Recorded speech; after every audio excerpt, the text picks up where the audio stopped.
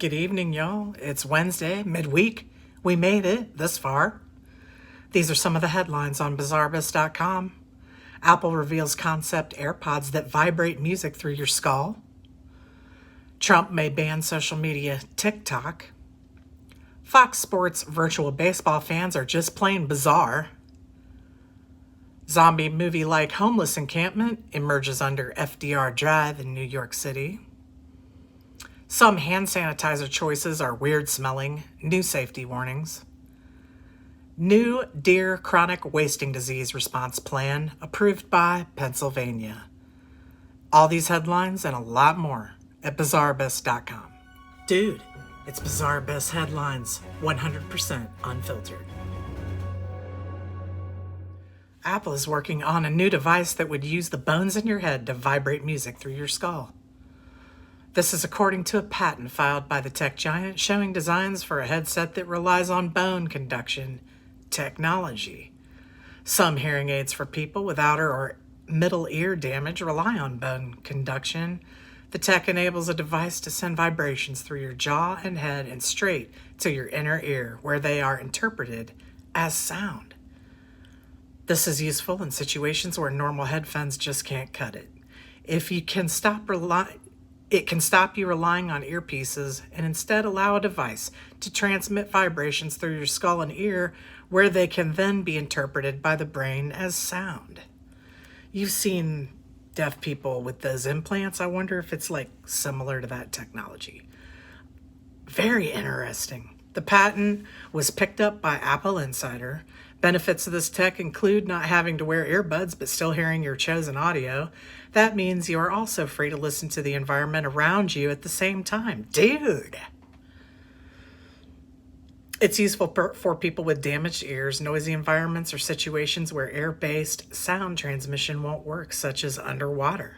Apple explained bone conduction is the patent by stating bone conduction headphones will allow a user to hear sounds through vibration of the bone in the user's cranium. Bone conduction headphones are different from air conduction headphones, which convert sound signals to air vibrations that are then detected by the human ear.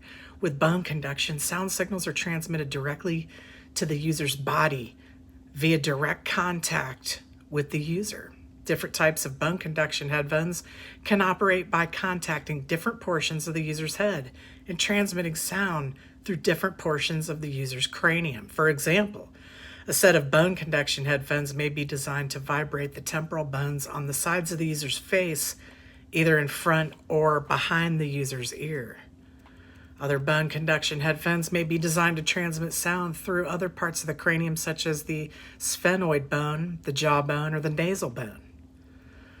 There are some issues with bone conduction, though, including the limited frequencies it can be used in, and it can make a device uncomfortable to wear. The tech requires contact with the user's head and can result in an annoying tickling sensation.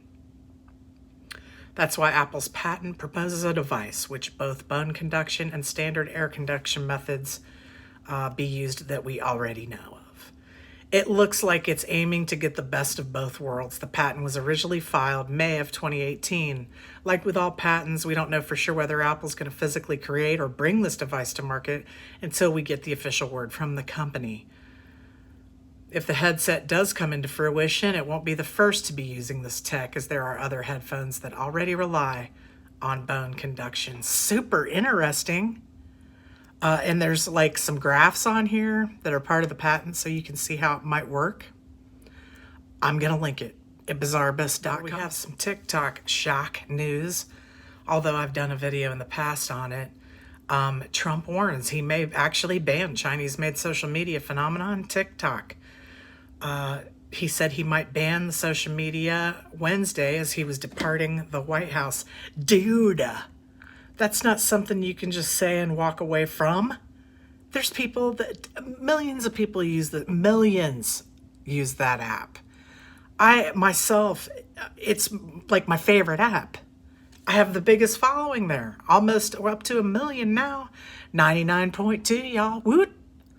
Anyway, Trump told reporters that they are looking at TikTok and are thinking about making a decision. I would miss speaking to everyone on there that I converse with. Dude, I met some killer people on that app. I mean, friends, like legit friends. He also said he'd be watching Wednesday's congressional hearing with the tech CEOs very closely.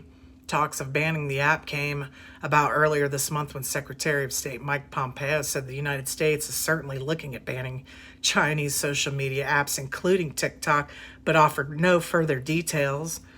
And I think when they're talking about this upcoming Wednesday congressional hearing, it's the big four: Google, Apple, Amazon, etc. I don't know who the fourth is. I can't remember. With respect to Chinese apps on people's cell phones, I can assure you the United States will get this one right, Pompeo said during an interview on Fox News when he was asked about the possible ban. Pompeo explained that Americans should only use the app if they want their private information in the hands of Chinese Communist Party. Well, I can tell you that it's only recently that I started saying the word Chinese on there. Before it's been foreign country, because I know they listen, dude. Other Republicans have criticized the social media app, and Senator Josh Hockley, a Missouri Republican, sponsored the No TikTok on Government Devices Act, which passed unanimously by the U.S. Senate Committee on Homeland Security and Governmental Affairs, according to the Daily Mail. The news comes days after Joe Biden's campaign was told not to use the viral app, according to a report. Don Remus, Biden's general counsel, told the staffers in an email that they should refrain from downloading and using TikTok on work and personal devices, according to Bloomberg News. So, dude, are you kidding me? I mean, it's my phone. I should have the choice of whether I use it. I paid for my phone. I should be able to put whatever I want on there. The thing is, all Apple has to do, and Google, where you get your apps, is shut the app off, and then your phone will force you for an update, and then it won't work, period. That's happened with many other apps that I've had on my phone, and it sucks because then you got to go to the actual website to either upload or do whatever you're doing, and it's just not the same as the app. TikTok was made for apps on your phone, made for to be an app on your phone. Their website just doesn't do the job. Anyway, if that does happen, just know that you can catch us on Twitter at BizarreBiz, YouTube / at BizarreBiz. Everything's at BizarreBiz. Instagram, Facebook. We have a page and a private group. The group's kick ass. We're on every freaking social media you can think of. So, be sure to check us out on all of those if you want to, if we're shut down, that's it. There's nothing we can do about it. But until they do, I'm still uploading to TikTok, y'all. Anyway, I'm going to link this at bizarrebest.com. Zombie movie homeless encampment has shown up under the FDR Drive in Lower Manhattan, and it has emerged as the latest gathering spot for New York's homeless people, and it's turned the area into what one longtime resident has called a scene right out of a zombie movie. I want to let you know that I didn't make up zombie movie for this story. That's what this person is saying. I'm just reading the story, y'all. I understand that there are a lot of people that are homeless right now, not due to their own fault. They might have been doing okay, and then freaking the pestilence hits. People lose their jobs. They can't pay rent. They're kicked out of their houses, and now they're homeless. I mean, it's happening. Millions of people are homeless now. The series of encampments stretch south from Catherine Slip to Pier 11 and feature makeshift shelters outfitted with cast-off furniture and mattresses. There are even barbecues over which several residents were cooking breakfast Monday morning. They go away in the day, most of them over to the small park across the way, said museum security guard Jesse, 56, who lives in the Smith Houses development. They build little houses. They were just building things with the orange barricades. It's nuts. Alberta said the situation was worse after dark when he said some of the vagrants sneak into his building and shit in the stairwells. At night, it's like a scene out of a zombie movie. It gets real intimidating. I won't come out here at night. City officials appear to be aware of the encampments, as a Department of Sanitation supervisor came by Monday morning and snapped some photos with a cell phone, but declined to answer any questions. The discovery of the shantytown came less than a week after the NYPD finally raided and broke up the month-long Occupy City Hall encampment, and amid a failed effort to dislodge a group of vagrants from under scaffolding in the East Village. A construction worker from Staten Island who's helping build the new Fulton Fish Market said the encampments under the FDR Drive materialized sometime after his nearby job site shut down due to the pestilence. I was shocked the first time I saw it. They were here when we started up a few weeks ago. We get here just before 5 every morning and there's a crowd leaving carrying everything they own. One resident of the encampment, Baldemar Santos, 59, originally from Monterrey, Mexico, said he and several friends began living there after COVID came and we lost our jobs. We worked in Chinese restaurants in the kitchen. We have to survive. It's hard times. Sometimes we have to go into buildings for the water or we go into the store to steal food. Santos said the encampment was preferable to the city's shelter system, saying he would spend 2 to 3 hours waiting and then the lady say, sorry, no more beds. Santos said the shelters were also dangerous and out of control, with drug dealers and users living there amid security workers who just don't care. He also complained that the encampment had attracted people who are not like real homeless. They are drinking and music all night in there.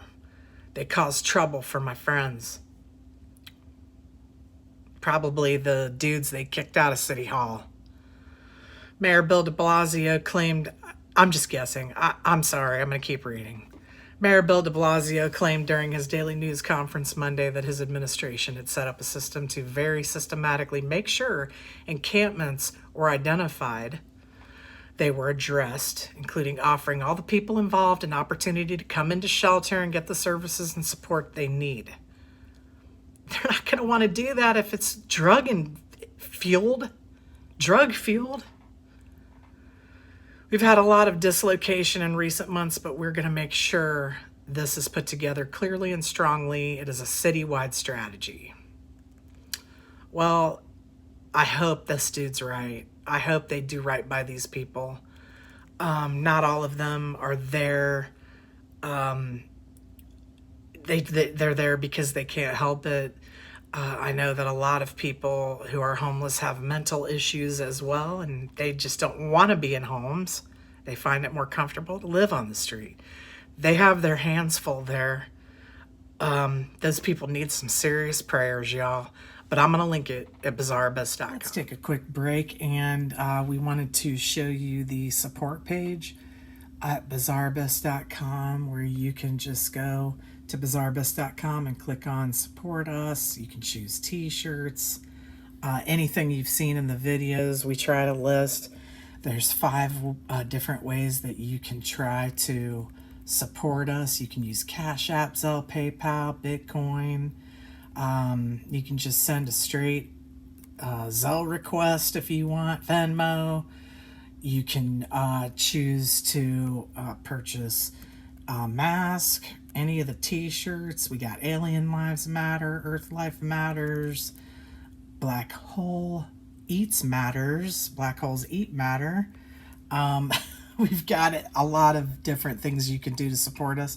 We would certainly appreciate it if you feel that we deserve that. Thank you so much. If you've been able to buy a bottle of hand sanitizer in the past 2 months, it's likely the smell has changed, and not for the better.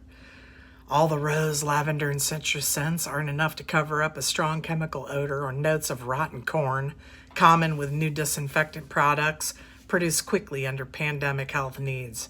If that's not enough, the Food and Drug Administration warned consumers on Monday about a dozen brands that contain methanol, a toxic chemical that can pose a serious danger when absorbed through the skin or ingested. Methanol is often used to make fuel or antifreeze. The FDA routinely tests hand sanitizers for methanol and has issued warnings since June about specific brands that are contaminated, plus other brands produced in the same facilities. Some sanitizers had up to 81% methanol. There's a link on this page so you can check those brands at the FDA site to see if you have them.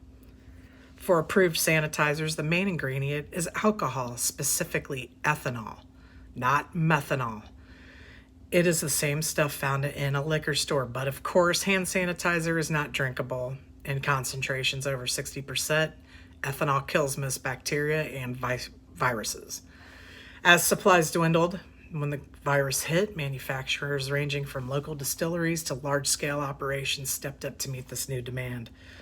Bizarre Nurse went to the store and picked up a bottle of what a distillery made, and it smelled just like the worst freaking alcohol cheap bottle you've ever had in your life. Like Mad Dog 2020 without the grape in it. It was terrible. Anyway, I made her some with aloe gel that I had, and I tried to cover it up with peach scent, because that's how I make mine. I make mine with aloe gel and alcohol, like not the kind you can drink. And it's great. I love it. I'll probably never go back to regular sanitizer because the aloe keeps your hands moist. It doesn't dry them out. Anyway, I could hardly cover that scent, y'all. I had to order extra peach scent. I used so much. It stunk my whole house up. Anyway, the underground at Las Vegas Mob Museum has been making hand sanitizer for a few months from liquor in-house based on an FDA recipe for small-scale operations like distilleries. According to the museum educator, Jim Zlomke, the difference in smell is the lack of extra ingredients. The Purell and Germ-X of the past had extra ingredients to mask the strong smell of alcohol, but the active ingredients the same. Purell would add perfumes, they would add polymers and things to cause it to gel. The FDA recipe doesn't include any of that. Our primary goal isn't to meet the needs of making it smell pretty and smell good. It's to meet the emergency health needs during the pandemic. And a lot of distilleries have done that. Dude, it stinks to high hell. High hell. Despite the strong alcohol scent, you mean the worst cheap whiskey you've ever bought. The Mob Museum sanitizer smells strongly of moonshine. It's safe to use on the skin. Great. I'm going to get pulled over for a speeding ticket and get tested for a DUI. Just what I want. Making a basic hand sanitizer isn't a big shift from moonshine production, he said. The museum makes its alcohol in a process called distillation, in which a liquid with a low percentage of alcohol is evaporated or turned into a gas and then converted back into a liquid, separating water and other contaminants from the ethanol. This process is repeated multiple times, and each round results in a moonshine with a higher percentage of alcohol. They aim for a percentage of ethanol higher than 80%, which requires more rounds of distillation than for drinkable moonshine. That's concerning. Added ingredients make the hand sanitizer dangerous to consume, though the base alcohol is the same. First, they add a mixture of chemicals called denaturants, which make the solution bitter tasting and induce vomiting if ingested. All right, don't try this at home. Second, they add hydrogen peroxide, which will kill any lingering microbes in the solution. They finally add a small amount of a chemical called glycerol, which is moisturizing for the skin. The purity of the alcohol makes a big difference in the smell. Pure alcohol has a pungent, burning scent, but some hand sanitizers smell like rotten vegetables or tequila. That's barnyardy stench. As Zlomke called it, it's due to less pure alcohol. That must be what I am explaining. Dude, it smelled like some kind of, I can't eat, like the worst, cheapest bottle of liquor you've ever bought. And I've bought a few. Dude.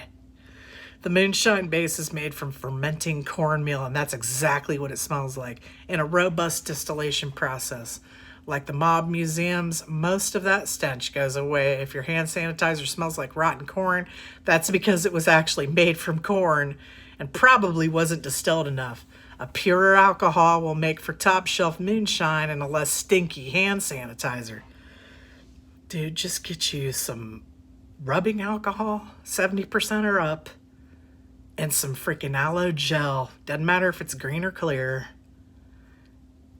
Add it together, like, 1/3 alcohol to 2/3 gel. Get it to the right mixture. Add some peach scent in that shit, and you will thought you have died and gone to heaven with a lovely peach cobbler scent. UNLV biochemistry professor Ernesto Abel Santos compared the process to drinkable liquor. Mezcal and top shelf tequila are both made from agave, but the smell and flavor can be vastly different. Mezcal tastes very raw. A good tequila doesn't even smell. You will basically only smell the alcohol. Damn right about that.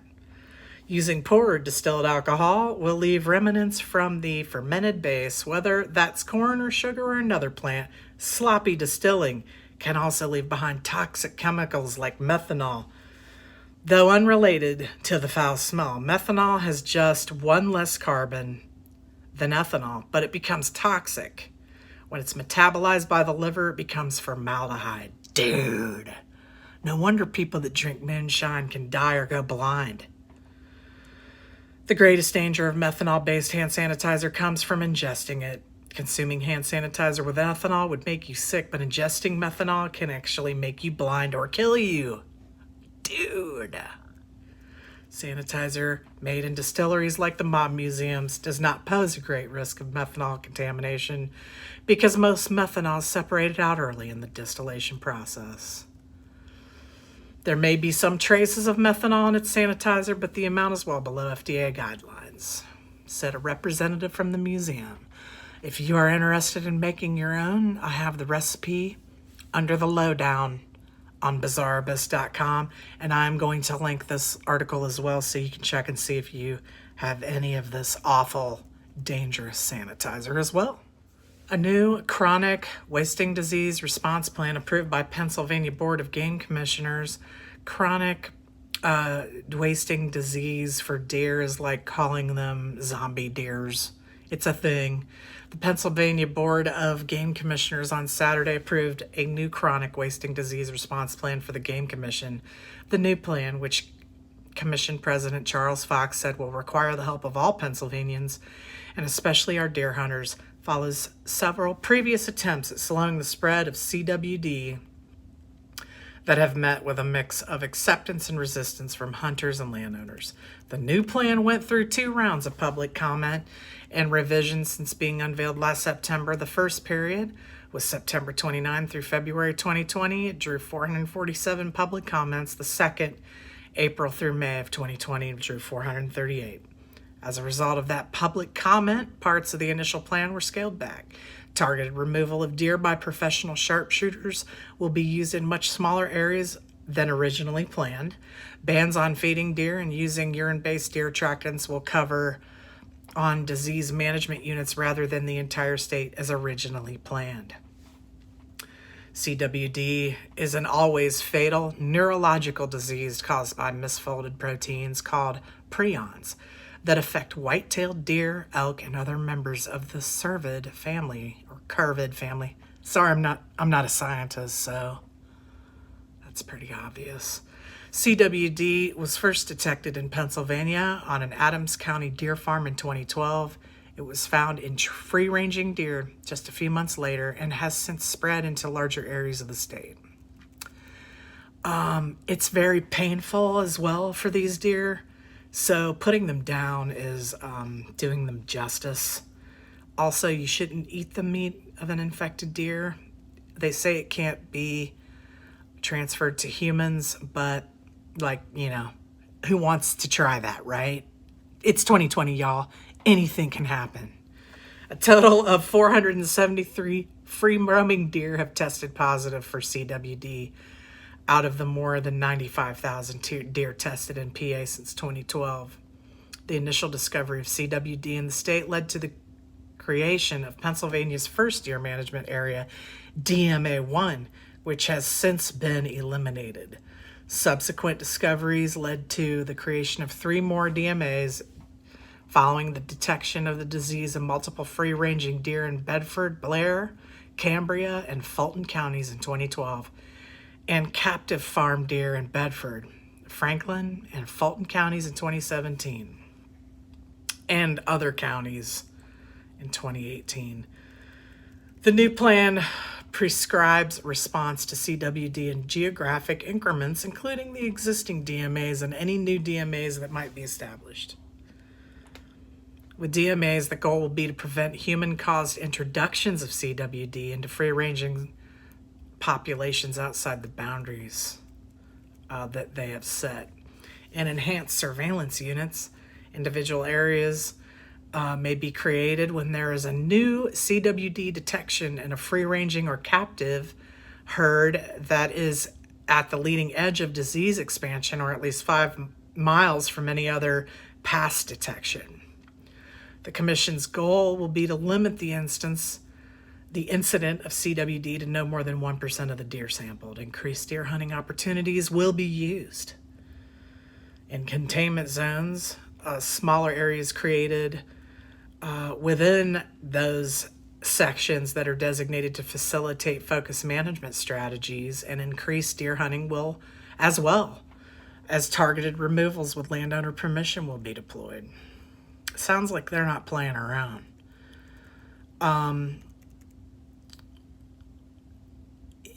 According to the response plan, an EACWD is considered to be established within the deer population, and coupled with environmental contamination poses a long-term threat to neighboring areas.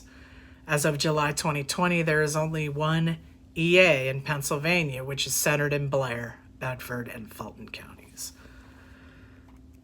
If the plan is going to have any effect on CWD, it's going to have landowner and hunter cooperation, noted Chris, supervisor of the Commissioner's Deer and Elk section.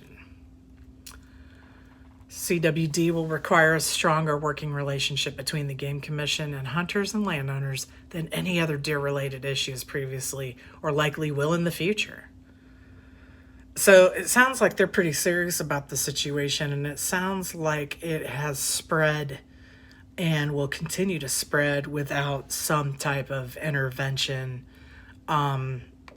It's pretty sad that they go through this. You can look it up. I'm going to link this on bizarrebus.com, but you can look up like pictures of what happens to these deers or videos. It's almost like mad cow disease, but it also affects like their coats, everything. Like, it's messed up, dude. Trust me. You can check it out though. Anyway, thank you for tuning in tonight. I really appreciate it. And I love all the comments. And hey man, stay bizarre. I'll see you tomorrow night. Yeah. Make sure you take a deep breath. Think positive. Just saying. Dude. Penguins given free rein to roam around the aquarium since there's no visitors allowed. That's awesome. Dude, look. He's looking around. He's loving it. I got a new section on the headlines page at the bottom called Bad Seeds. Matt Gaetz of Florida, 1st Congressional District, mocked the whole process by wearing a gas mask when reviewing the funding. You're a super freaking winner, dude. An Alaska airman has been punished for peeing in the office coffee maker. Dude, why? Like, why? Did you take it in the bathroom with you? Did you stand in the kitchen and whip it out? Clearly, this airman is